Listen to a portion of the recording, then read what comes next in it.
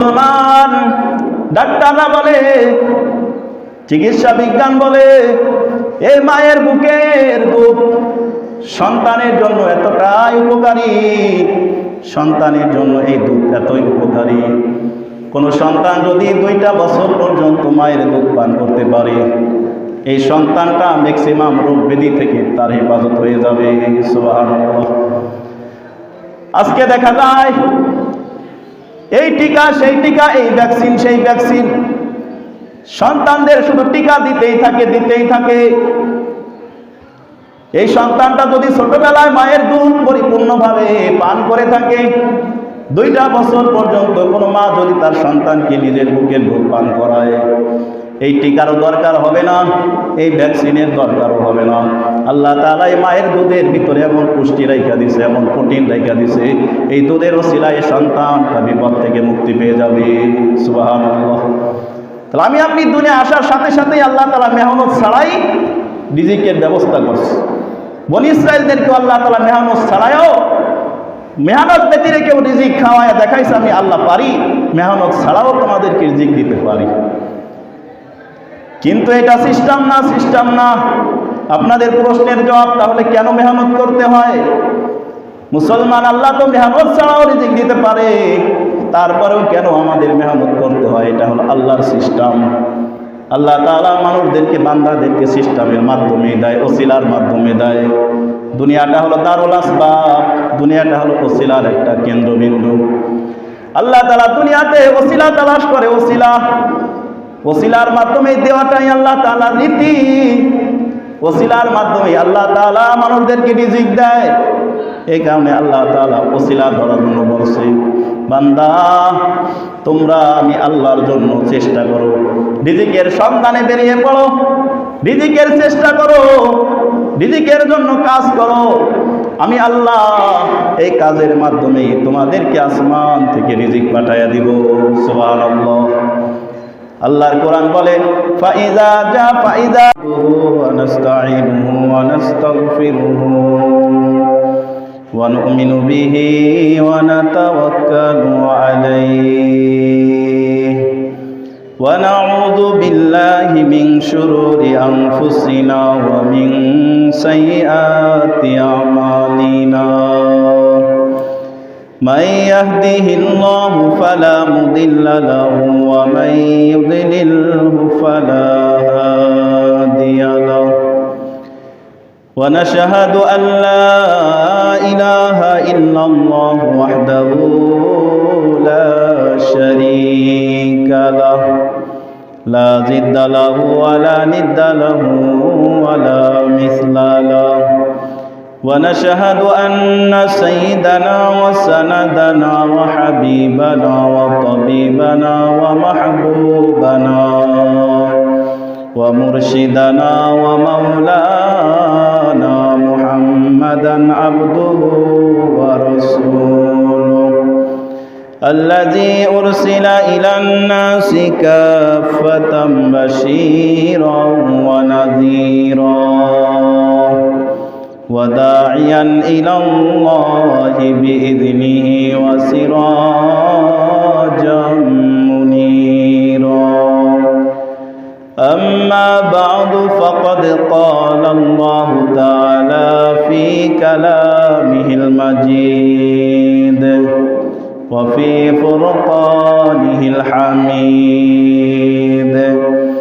أعوذ بالله من الشيطان الرجيم. بسم الله الرحمن الرحيم. فإذا قضيت الصلاة فانتشروا في الأرض وابتغوا من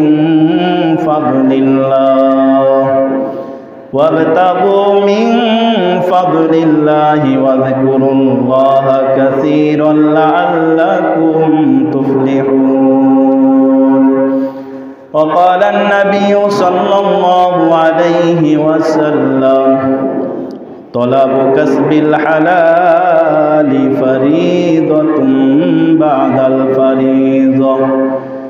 آمنت بالله صدق الله العظيم وصدق رسوله النبي الكريم ونحن على ذلك من الشاهدين والشاكرين والحمد لله رب العالمين. وقال تعالى في شان حبيبه إن الله وملائكته يصلون على النبي يا أيها الذين آمنوا صلوا عليه وسلموا تسليما. সকলে দুরূদ শরীফ পড়ি। اللهم صل على محمد وعلى آل محمد كما صليت على إبراهيم وعلى آل إبراهيم إنك حميد مجيد. اللهم بارك على محمد وعلى آل محمد كما باركت على إبراهيم وعلى آل إبراهيم إنك حميد مجيد. मोहम्मद ने आकर कुफ्र को मिटाया, कुफ्र को मिटाकर सदाकत को बताया. बलागल उला बिकमालिही कशफत दुजा बिजमालिही हसनत जमीउ खिसालिही सल्लु अलैहि व आलिहि. আলহামদুলিল্লাহ, আল্লাহ পাক রব্বুল আলামিনের অগণিত শুকরিয়া প্রশংসা, যে রব্বুল আলামিন আমাদেরকে সপ্তাহের সর্বোৎকৃষ্ট দিন জুমার দিনে দুনিয়াবি সমস্ত বিধি ব্যস্ততা থেকে পারেক করে আগের ভাগেই আল্লাহ তাআলার প্রিয় স্থান মসজিদে আসা বসা, দিনই কিছু কথা বলা এবং শোনার তৌফিক দান করলেন। এই জন্য সেই মনিবের দরবারে সকলে হৃদয় উজাড় করে ভক্তি সহকারে সওয়াবের নিয়তে সকলে বলি আলহামদুলিল্লাহ। সম্মানিত সুধী, আল্লাহ তাআলা এই পৃথিবীতে অগণিত মাখলুক, অগণিত জীব প্রেরণ করেছে। মানুষও আছে, মানুষের বাহিরেই আছে। পৃথিবীতে যত জীবজন্তু আল্লাহ তাআলা সৃষ্টি করেছেন, যত মাখলুক আল্লাহ তাআলা সৃষ্টি করেছেন, সমস্ত মাখলুকের রিজিকের জিম্মাদার হলেন আল্লাহ। সমস্ত মাখলুকের রিজিকের জিম্মাদার কে? আল্লাহ। সব মানুষকেই আল্লাহ তাআলা রিজিক দান করে, সকলকেই আল্লাহ তাআলাই খাওয়ায়, আল্লাহ তাআলাই পড়ায়। এই বিশ্বাস আমাদের প্রত্যেকটা মুমিনের দৃঢ়ভাবে অন্তরে রাখতে হবে। মুমিনদের অন্তরে এই বিশ্বাস অবশ্যই আছে। সমস্ত সৃষ্টিজীবের রিজিকের মালিক হলো একমাত্র কে? আল্লাহ। আল্লাহ তাআলা কোরআনে বলেন, ওয়ামা মিন দাব্বাতিন ফিল আরদি ইল্লা আলাল্লাহি রিজকুহা। আল্লাহ তাআলা জানায়া দিলেন, জমিনে যত প্রাণী আছে, যত জীব আছে, সমস্ত প্রাণীর রিজিকের মালিক হলাম আমি আল্লাহ। সমস্ত মানুষের রিজিকের জিম্মাদার হলেন আল্লাহ। সমস্ত মানুষকেই যেমন আল্লাহ রিজিক দেয়, সমস্ত মাখলুককেও আল্লাহ রিজিক দেয়। মানুষকেও যেমন আল্লাহ খাওয়ায়, মানুষ ব্যতীত ওই জঙ্গলের একটি বাঘকেও, একটি সিংহ, একটা হাতি, একটা হরিণকেও আল্লাহ খাওয়ায়। এমনকি সমুদ্রের পানির ভিতরে যে মাছগুলো আছে, সেই মাছকেও আল্লাহ রিজিক দান করে। তো সমস্ত মাখলুকের রিজিকের মালিক হলো আল্লাহ। আমার আপনার রিজিকের মালিকও কে? আল্লাহ। বিশ্বাস আছে না নাই? আমার আপনার রিজিকের জিম্মাদার হলেন আল্লাহ। মুসলমান নবীর উম্মত, এখন এক শ্রেণীর মানুষ প্রশ্ন করতে পারে, হুজুর, সমস্ত মানুষের রিজিকের মালিক যদি আল্লাহ হয়, সমস্ত মানুষের রিজিকের জিম্মাদার যদি আল্লাহ হয়, তবে কেন আমাদের মেহনত করতে হয়, কাজকর্ম করতে হয়, কেন ব্যবসা করতে হয়, কেন কুলিগিরি করতে হয়, মজুরি করতে হয়, কেন রিক্সা চালাইতে হয়, কেন অপরের জমিতে কামলা খাটতে হয়? রিজিকের মালিক যদি আল্লাহ হবে, তাহলে আমরা কেন কাজ করে খাই? কেউ ব্যবসা করে খায়, কেউ গাড়ি চালায় খায়, কেউ কৃষি কাজ করে খায়, কেউ বা আবার কুলিগিরি করে খায়, কেউ বা আবার মুসির কাজ করে খায়। তাহলে আপনি বললেন রিজিকের মালিক আল্লাহ, আল্লাহ বললেন রিজিকের মালিক হলাম আমি, তাহলে কেন আমাদের কাজ করতে হয়? মুসলমান, রিজিকের মালিক তো আল্লাহ। আল্লাহ কাজ ছাড়াও মানুষকে রিজিক দিতে পারে, কাজকর্ম ব্যতি রেখেও আল্লাহ মানুষকে রিজিক দিতে পারে। পারে কি পারে না? বলে কর। কাজকর্ম ছাড়াও আল্লাহ মানুষকে রিজিক দিতে পারে, কাজকর্ম ছাড়াও আল্লাহ তাআলা মানুষকে খাওয়াইতে পারে। এই প্রমাণ পৃথিবীতে আছে না নাই? এই প্রমাণও আল্লাহ তাআলা পৃথিবীতে রেখে দিয়েছে।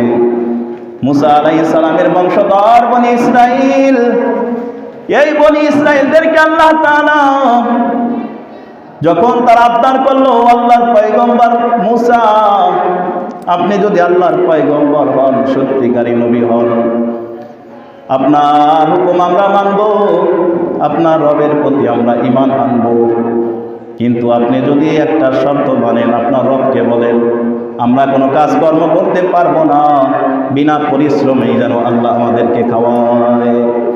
আল্লাহ তাদের এই আবদার পূরণ করছে কি করছে না? বলে এই বনি ইসরাইলদেরকে আল্লাহ তাআলা আসমান থেকে পরিশ্রম ব্যতি রেখে, কোনো কাজকর্ম ব্যতি রেখে মান্না সালওয়া নাজিল করে খাওয়াইছে।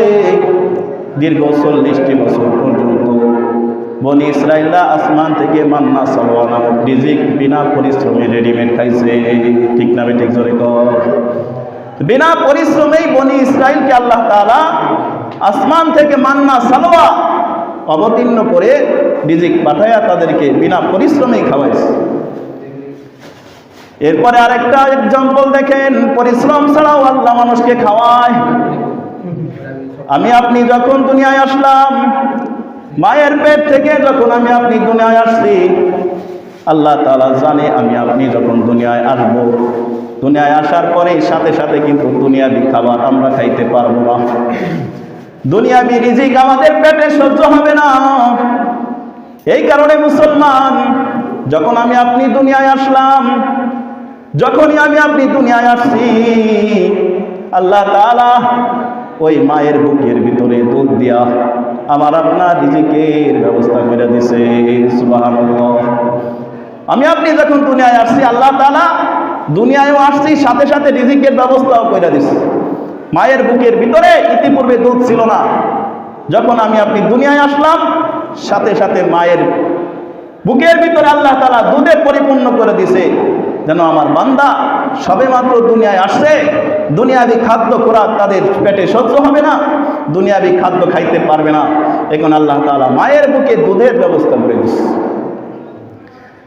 এ মুসলমান, ডাক্তাররা বলে, চিকিৎসা বিজ্ঞান বলে, এই মায়ের বুকের দুধ সন্তানের জন্য এতটাই উপকারী, সন্তানের জন্য এই দুধ এতই উপকারী।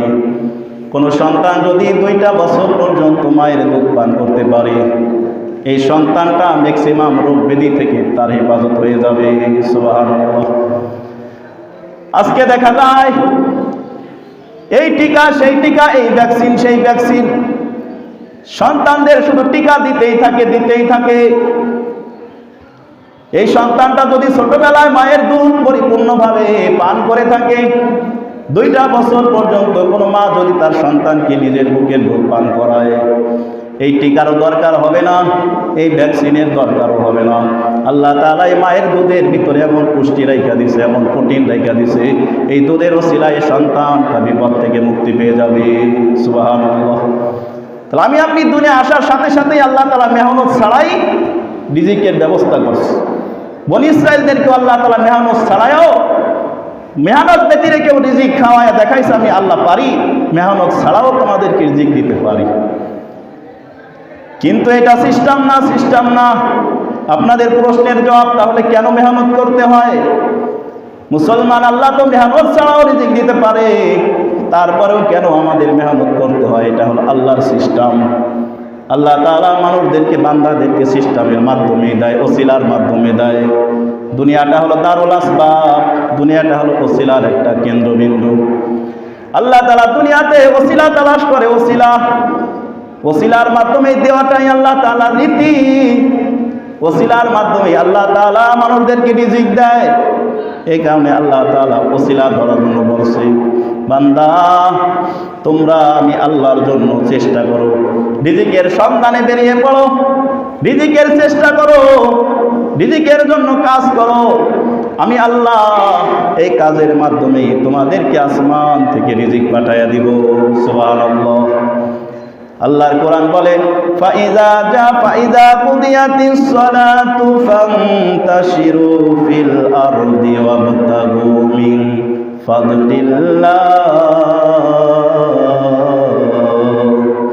আল্লাহ জানায়া দিলেন, ফাইদা কুদিয়াতিস সালাতু, যখন নামাজ শেষ হয়ে যায়, ফান্তাশিরু ফিল আরদ, তোমরা জমিনে ছড়ায়া পড়ো, কাজের সন্ধানে ছড়ায়া পড়ো, রুজি তালাশে বেরিয়ে পড়ো।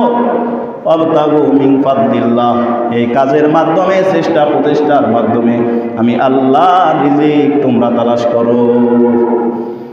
আল্লাহ তাআলা জানায়া দিলে, রিজিক পাইতে হইলে ফান্তাশিরু ফিল আরদ, কাজের সন্ধান করো, ওসিলা তালাশ করো, কাজ করো, জমিনে ছড়ায়া পড়ো, কাজ করো। এই কাজের মাধ্যমে আমি আল্লাহ তোমাদেরকে রিজিক পৌঁছায়া দিব। এই কারণে আল্লাহ তাআলা ওসিলা ধরতে বললেন, ওসিলা কাজ করো, কাজের মাধ্যমেই আমি আল্লাহ রিজিক দেব, ফিরি দেব না।